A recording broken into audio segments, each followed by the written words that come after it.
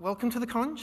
My talk today is on production rules, and it's an abbreviated title. It's actually on graph databases. Examples of that might be Datomic or RDF databases, OrientDB, systems like this. I work for Cisco Systems, specifically the threat grid group within there, and we're doing everything these days in Clojure.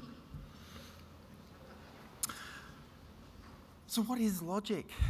It's a formal mechanism for describing the world. It also provides a mechanism for reasoning about what we know in the world. And incidentally, Wikipedia is really great at providing definitions for things you just take for granted. One type of logic is predicate logic. As programmers, we're most commonly familiar with Boolean logic, but there are lots of other types. In predicate logic, we define a set of entities that make up a universe of known things, or a universe of discourse. A selection of those things which can be used in particular roles correspond to what we call an interpretation of a defined system. And because of that, we use the letter I for this universe of entities. We also describe a set of connections between entities, and this is a subset of all possible connections between each of them. These connections form relationships, and the formula shown here just shows binary relationships, although higher arities are possible. Now, this example shows a universe of 4 entities. Entities named Fred, Mary, Barney, and George. A parent relationship is also shown, and that's formed from Fred to Mary and another of Barney to Mary. However, that's not the standard way of representing relationships. Okay. Instead, they're usually shown in this prefix form, with the type of the relationship first and the entities in the relationship provided as parameters. Now, this sort of framework's enough to describe almost anything you might want. It's even possible to stick to exactly this with just binary predicates, since higher arity predicates can be represented using binary predicates only. Now, once data has been represented, rules can be used to provide a mechanism for reasoning over the data. We can express this using proposition logic with the rule of inference. This is called modus ponendo ponens, or more commonly just modus ponens. It's simply Latin for the way that affirms by affirming. The basic structure is that if a given proposition P is true, then an associated consequence Q must also be true. For instance, if I am in water, then I am wet. Or if I am on the stage, then I am nervous. Rules are often represented in math and logic programming with a formula syntax called a horn clause. Now, given a statement of the form if antecedent, then consequent, then a horn clause is represented as the consequent, a colon dash, then the antecedent. Now, antecedents may be complex expressions. This is most commonly a comma-separated list of every predicate that must be true for the consequent to hold. For the purposes of logic programming, symbols that start with a capital letter indicate an unbound value, or more commonly called a variable. Every possible combination of values is considered, and for the full set of those that work, this is known as a valid interpretation. Those values are then used in the consequent expression and are asserted back into the system. In the example here, we might informally say that if A has a parent B and that person has a brother C, then C is A's uncle. More formally, the antecedent refers to values of A, B, and C that can be validly substituted into the relationships of parent and brother. Note that B appears in both of those relationships, indicating that the same value must appear in both places. If tuples of A, B, and C are found, then a new assertion of uncle will be made on the pair A and C. Some of the systems using horn clauses are Prolog and classic Datalog. Prolog is capable of much more than assertions and simple modus ponens operations. It's capable of performing searches on the defined range and identifying all interpretations that meet a program description. And this can be much further than simple forward reasoning that I've described so far. Now, while that's much more powerful, those searches can also be completely unbounded and they can't scale in the general case. Classic Datalog looks and acts a lot like simple Prolog, though it has various restrictions on it. Now, this evolved over time so that there are a lot of modern variations that may share Datalog semantics, but no longer use that same syntax.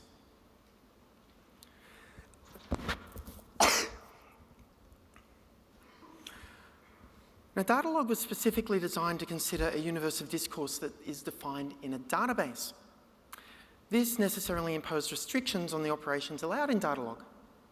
The result is a system that's less powerful, but considerably more scalable.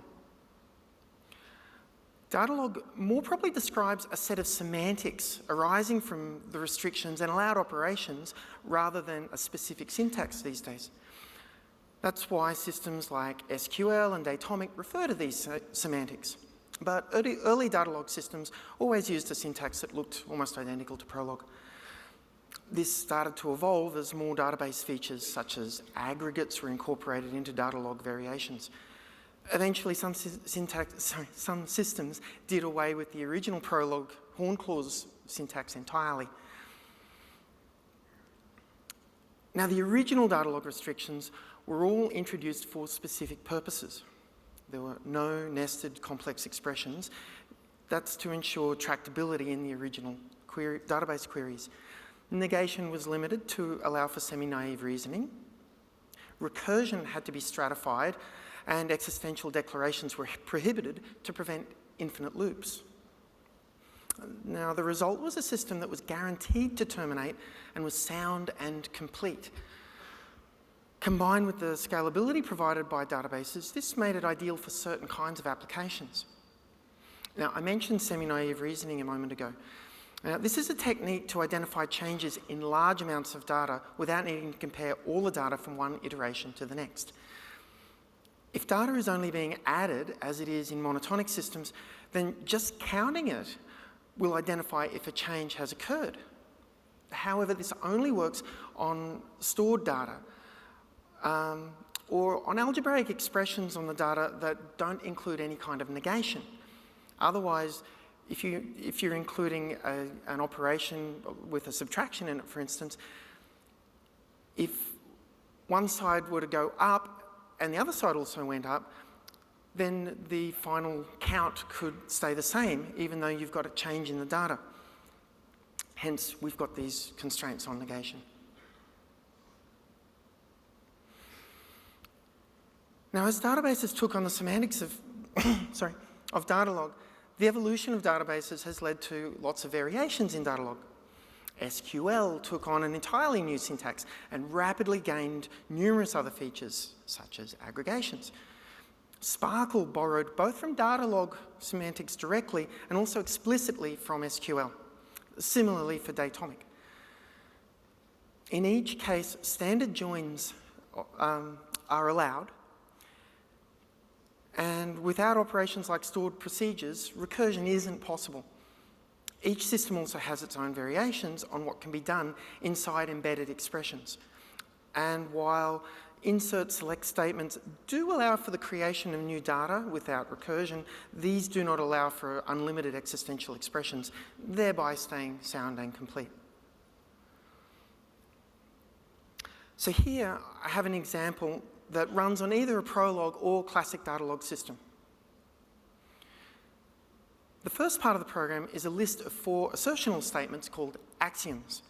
These declare data that is known to exist. This program describes a small set of familial relations, namely that Fred has Barney as a sibling and Mary as a parent. Mary has George for a sibling and George is male. The second part is a set of rules for determining other relationships based on the ones that are known. The first says that a male sibling is a brother. The second describes an uncle as a brother of a parent. And the third says that siblings share the same parents. For clarity, we can show these relationships as a graph. This graph shows all of the axioms described in the previous slide. Each arrow represents a predicate assertion. So the execution of rules that result in new statements will introduce new arrows to the graph. Since priority is not assigned to the rules, in the first instance they will be processed in the order that they appear in the program. The first is the rule that generates brother statements. Since George is both Mary's sibling and male, then this introduces a new arc. The second rule is the uncle rule. We can see that Fred has a parent who has a brother, so we can generate a new uncle assertion. The last rule is the rule that says that siblings have the same parents. Fred is Barney's sibling and Mary is his parent. So Barney gets Mary as a parent too. Now that we have that information, we can see that the uncle rule is relevant again, so this rule needs to be run one more time. Running uncle again creates the final relationship between Barney and George. Now that all possible arcs have been generated, the program can terminate. But how do we run it? A naive implementation might just run the rules over and over until the program hits a fixed point in the data, but that approach is very inefficient and can be quite costly. The canonical algorithm for running rules like this is called RETI, which is a Latin word for net. The basics of the algorithm were first published by Charles Forgy in 1974, but he didn't put out a full formal description until 1982. In that paper, Forgy included a proof that the algorithm is the most efficient approach possible for processing a stream of data. And that said, not all data is presented as a stream. Data may already be stored and indexed, particularly in databases, and this has led to a number of refinements and variations to RETI over the years. The basic structure of RETI is to describe rules as a network of nodes which can match on the data that's streamed through. Once data matches, it can be joined to other matched data, which results in these join operations stored in another layer of nodes. By breaking the matching and joining operations up into simpler nodes, redundancies can be eliminated, minimizing the effort of processing. Now, a diagram for representing this is here. This isn't for the program I just showed, but it shows the layered approach of nodes.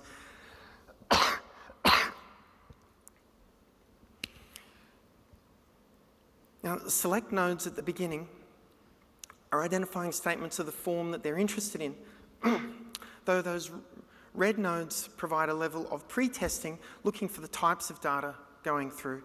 And depending on the system, typing may not always be applicable. Identified data is stored in alpha memory nodes, which is represented by the yellow ellipses there. So the data that's presented earlier on can be matched against data that arrives later. For instance, in the program I showed earlier, the sibling statement for Mary and George arrived before the statement that George was male, and both of those statements were needed for the brother rule. Updates to alpha memory nodes leads to beta memory nodes being updated, where these are a mechanism for optimizing the steps necessary for join operations. Once a join results in new assertions, then the rule provides its output, which is often new data to be asserted into or retracted from a database. Now, I'm the author of the NAGA rule system, which is a RETI variant designed for graph databases. NAGA's the third engine that I've built based on these principles. The first was in Java, which I built for the Mulgara RDF database as an open source project.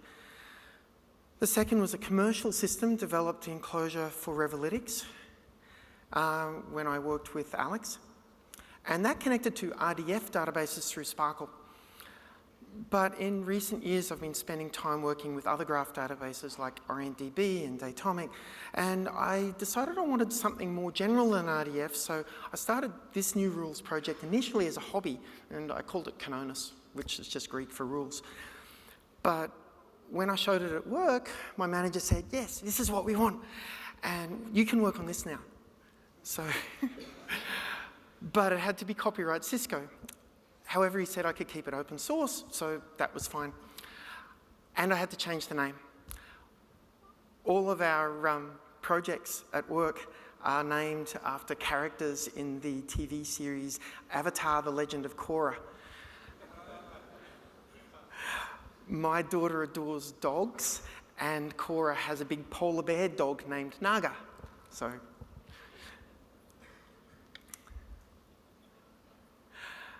NAGA's entirely in closure.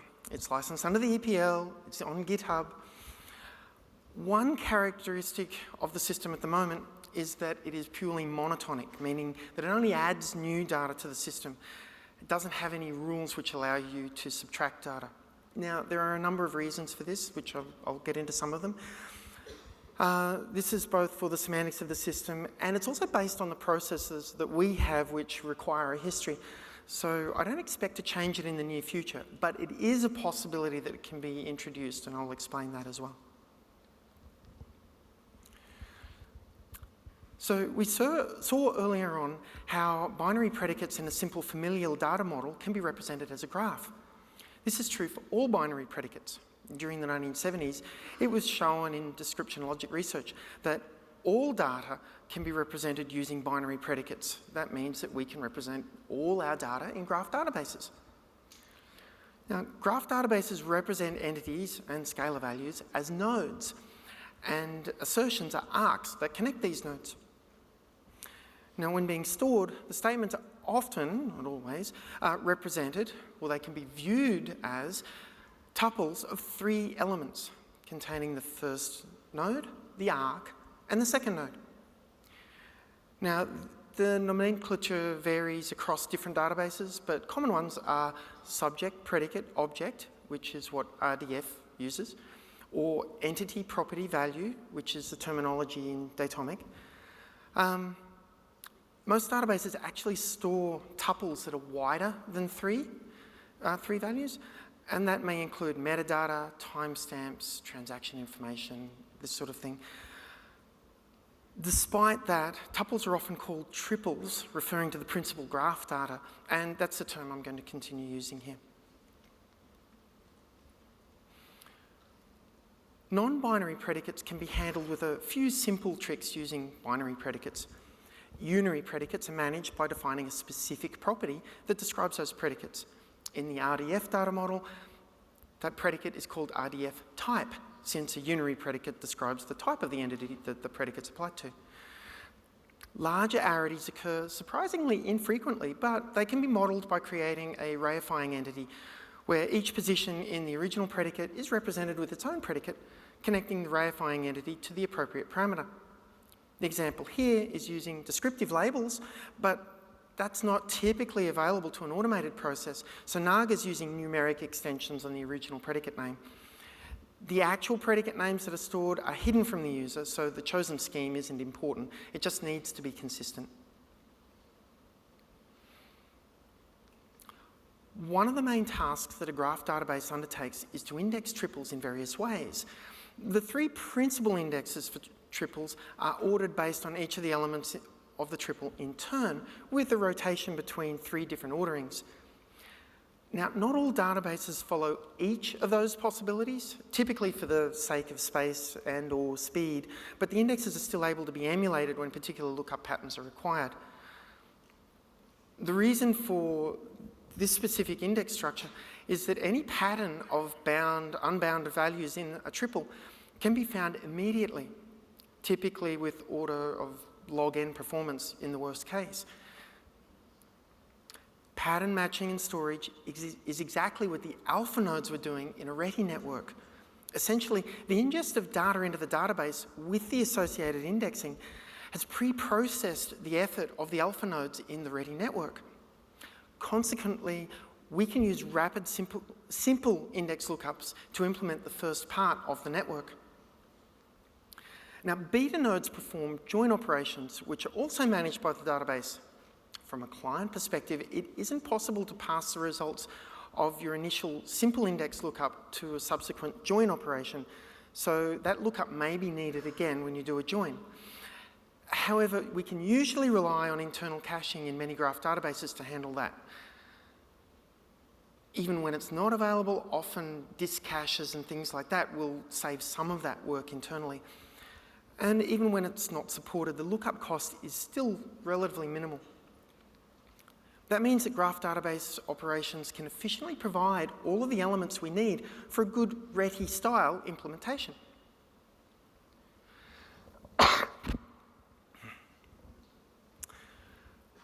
The basic representation of a rule against a database looks like this, where I'm using Datomic pseudocode here. The uncle rule at the top is built from a query that takes the rule antecedents and converts them into patterns in a where clause. The joined result gives a sequence of values for the A and C variables. The head or consequent of the clause is created by mapping a reshaping function over the results, and that gives a new set of triples suitable for assertion back into the database. When we look at other rules in the system, we can see that both the uncle and parent rules have a pattern that looks for parent statements with the first and last entities unbound, shown as A and B in the uncle rule and A and C in the parent rule. Those patterns can be shared between the rules. Not all graph databases allow constants to be selected into results, which is why a reshaping function may be necessary for a database adapter. But in showing it here, I can demonstrate that the output of the second rule may affect the data being searched for by the first rule. That means that the first rule should be tested again after the second one has been run. Also, the output of the second rule may also affect its own input, which means that each time it runs, it needs to be tested again to see if it needs to run again. Identifying these rule dependencies is how we can iterate efficiently and identify the termination condition. So this image represents the rule program that I showed earlier, with rules for determining brother, parent, and uncle relationships. The patterns represent each rule's alpha nodes, which are shown in the middle, and you can see that there's some sharing happening. The join operations represent the beta nodes. In the top right, you can see the rule queue waiting to be executed. The brother rule comes up first. That's dependent on the gender and sibling patterns. These patterns haven't been looked at before, so they don't have a current count, which we use for the semi-naive reasoning. That means that the rule definitely needs to be triggered, and the counts have to be updated to the current values. So, numbers popped up there. Once those counts have been retrieved, they're stored on a per rule basis for each pattern. Any rules affected by the output of the brother rule should also be added to the queue. The only affected rule here is the uncle rule, but that's already scheduled, so nothing needs to be added. Now the brother rule has been processed, it can be removed from the queue. The next rule to come up is the uncle rule. Its patterns have not been resolved either, so these need to be updated for the current count. Once those counts are in, the rules can be annotated and the rule can be triggered. No other rules are dependent on the uncle rule, so we move on. The next rule is the parent rule. Now, the parent rule is dependent on the sibling and parent patterns. Now, these haven't been resolved yet in the context of this rule, despite already being resolved in the context of the other rules, meaning that the rule needs to be run and we need to get these counts.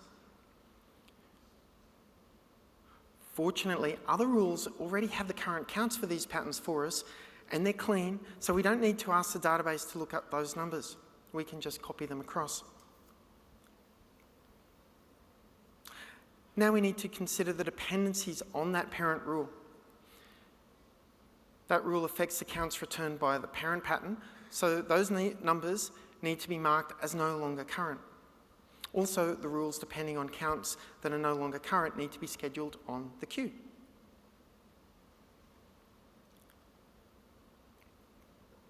The next rule to be run is the uncle rule again, now that it's been rescheduled.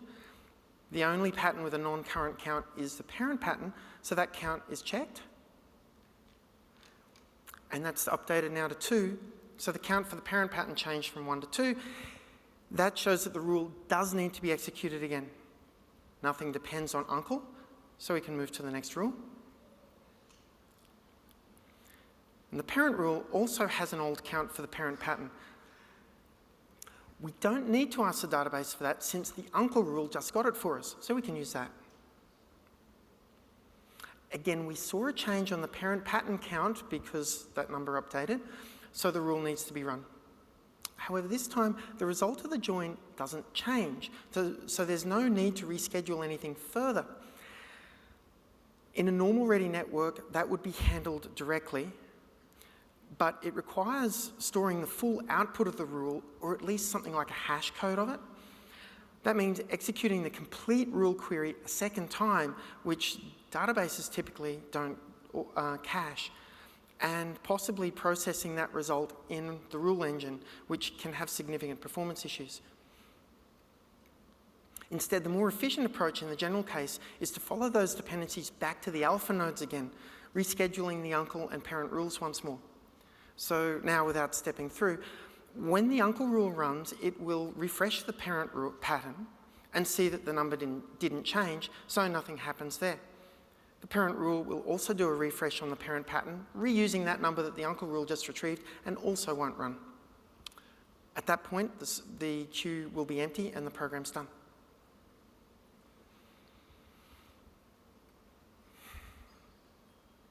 Negations involve both retractions of data and also the removal of data in subtraction operations in a query. For instance, a query may look for parents except those with a spouse. That would require identifying entities that match the second argument in a parent statement and then removing entities that appear in a spousal statement. A semi-naive evaluation on the result of the entire rule would mean that extra parent statements could be offset by extra spouse statements, and that would result in a rule result size that didn't change, even though it contained different data. But we can avoid that problem because if we determine if rules should be run by looking at the size of the simple pattern resolutions and not the results of the complete subtraction, then we can see those changes as they come through. Now, semi-naive reasoning is also stymied by retractions, since removing and adding different statements can result in counts appearing to be unchanged. However, retractions can be modelled as assertions of retracted data. Now, the query layer needs to be made aware of the need to do these retractions dynamically, and that'll create more complex join patterns, but simple indexes will still be monotonic, meaning that the pattern matches will continue to work. And then after a rules run is terminated, those retractions can be merged into the main graph, retracting those things for real. So I've implemented that kind of approach in the past, but NAGA doesn't currently support it. Now, many things can influence the complexity of a rule program, but the primary factor is usually an exponential factor in the number of rules. So reducing the number of rules can have a significant benefit. We can often accomplish this by the use of ontology vocabularies, which describe properties on predicates.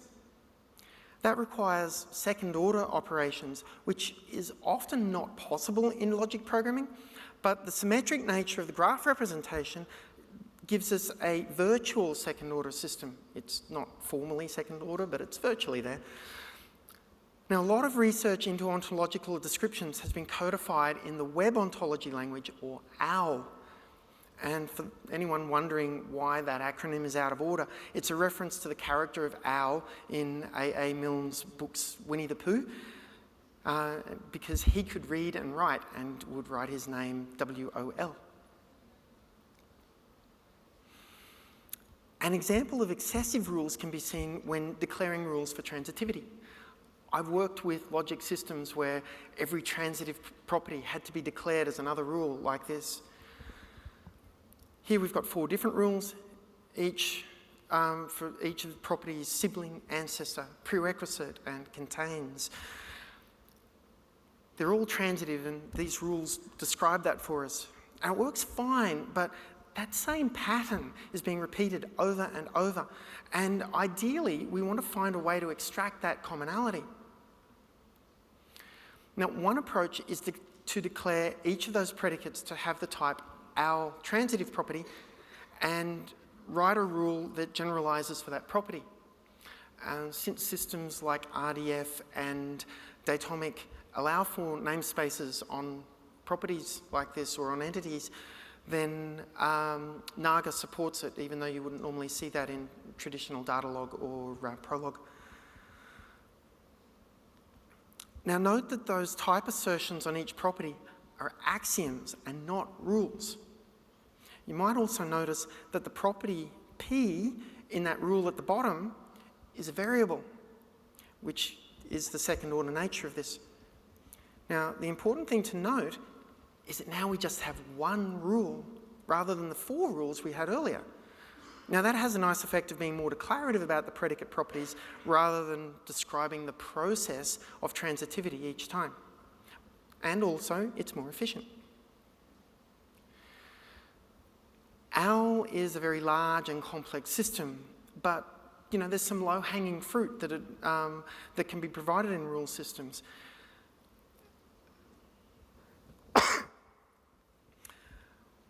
Now, some of the examples of this are transitivity, symmetric properties, reflexive properties, functional and inverse properties. Property chains at the bottom there require a little more effort to encode since they require lists of properties, but they're extremely useful as they allow more general descriptions. Quite often, the more common case of what we'll see in rules like the uncle rule that I showed earlier.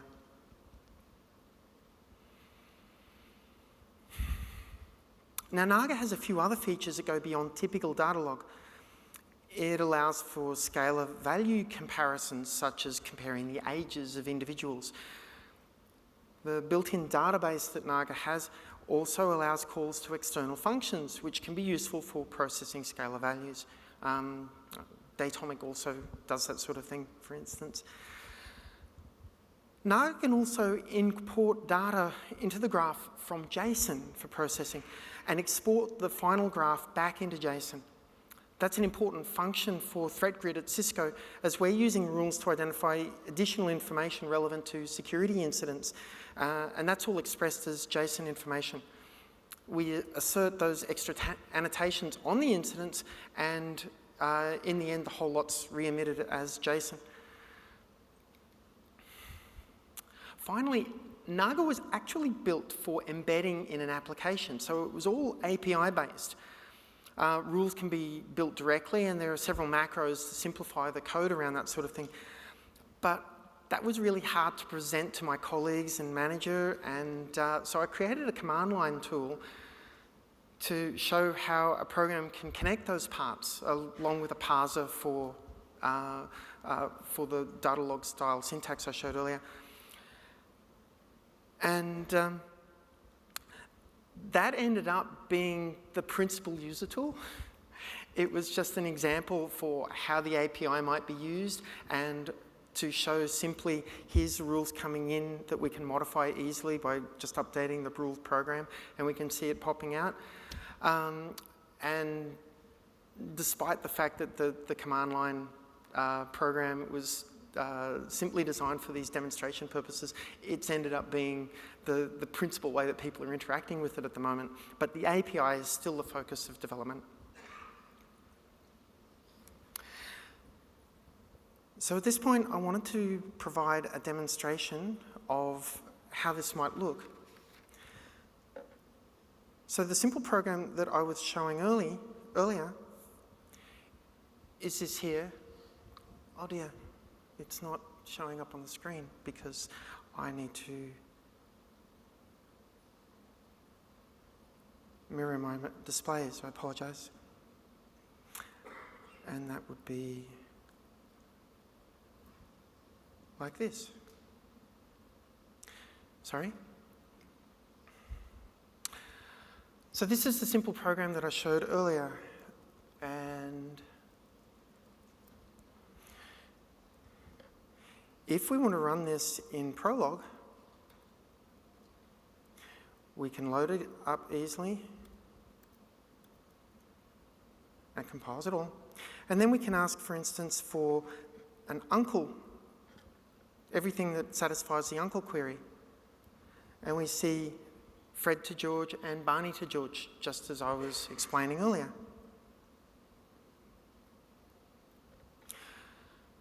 NAGA is in the current directory, so I'll just be using line again. Unfortunately, there's some overhead and startup. But we can run NAGA over the same program. And because this was built for demonstration purposes, it prints out the input data and it prints out everything that was asserted into the database that didn't exist in there previously. That includes both of those uncle statements that we saw coming out of Prolog, plus the brother and parent, which Prolog can also find, but we would have to explicitly ask for those statements.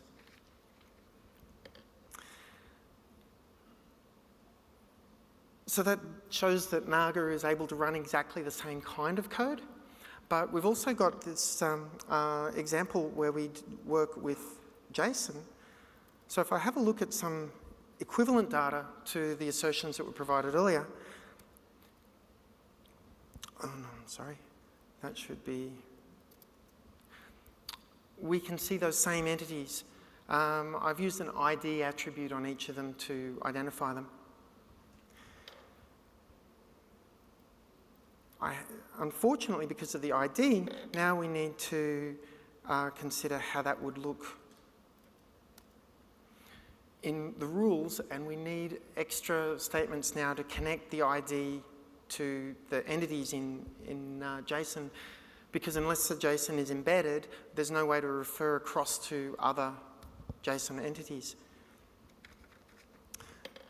Now, if we have a look in the data directory, you'll see I have two PL files, which are programs, and that input that we have. And I just wanted to do that so that people could see that I wasn't cheating. And the output will go into a file that I'll call out.json. And the program to run is family. Again, we've got the lining and startup time. And now, I'm not going to cat it, but if I JSON,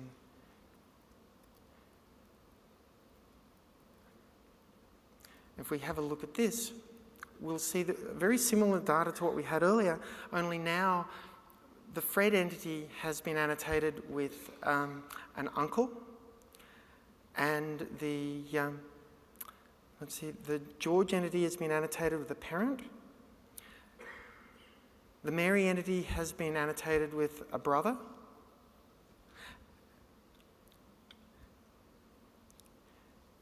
And if we consider a different program now,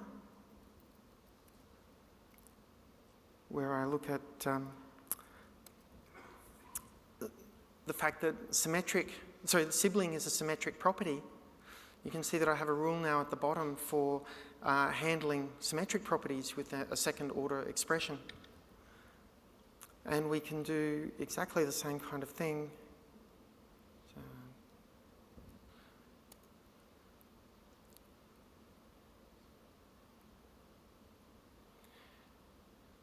And if I look at that output, we'll see that let's see, Fred still has a sibling Barney, but now Barney here also has a sibling Fred. So just a slight modification to the rules, and we can get this new data coming through. But it's sucking in JSON, it all goes into the graph database, all comes back out.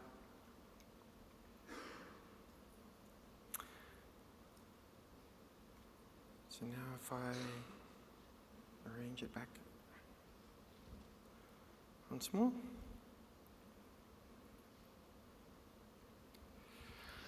So NAGA has a few more planned features. The first one that I need to get in is aggregates.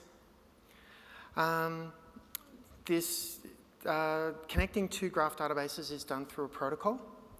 I did specifically aim at Datomic because this is the graph database I've been using most for the last few years, but I have specialized a lot in RDF, so I keep these compatibility issues in mind. So in a lot of cases, aggregation is just going to be an extra function which I have to figure out, the best way to connect that through to the appropriate database. We need an integration to a message queue because the output of every rule need not necessarily be assertions into the database again. We want to provide for node instantiation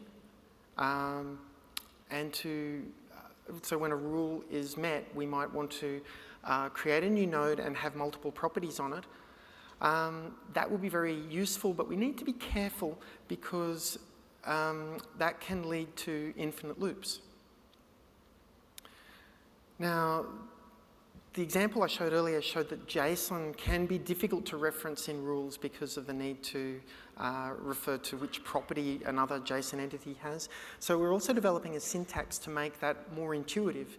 So we can declare ID, for instance, to be identifier on JSON entities, and we can just refer to them directly and not need extra statements in our rules. And right now, NAGA principally uses an in-memory database that I've implemented here. I also have a working prototype that talks to Datomic, and I hope to make that public soon on GitHub. I also want to build adapters for SPARQL, for Neo4j, and OrientDB. Most importantly, the program needs documentation, especially around the APIs. So while we're using it at ThreatGrid and Cisco, NAGA's intentionally general purpose. It's not tied to our systems at all, and I hope that it'll be useful for others. This is the project URL and my contact details. So thank you very much, everyone. Are there any questions?